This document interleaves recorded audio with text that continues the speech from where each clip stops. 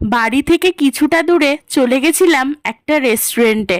রেস্টুরেন্টটা ছোটোখাটো হলেও সার্ভিস আর খাবারের কোয়ালিটির দিক থেকে ছিল একদম টপ। নিয়ে নিয়েছিলাম চিকেন বিরিয়ানি, 2 পিস ভালো রকম সাইজের চিকেন, আলু আর ডিম দিয়েছিল রাইসের ঠাসা বিরিয়ানি। টেস্ট ছিল অসাধারণ।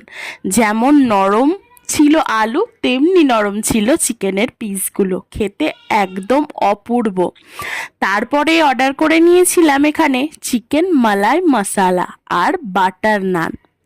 তোমরা বাটার নান খেতে কে কে ভালোবাসো অবশ্যই আমাকে কমেন্ট করে জানিও, আমার তো দারুণ লাগে।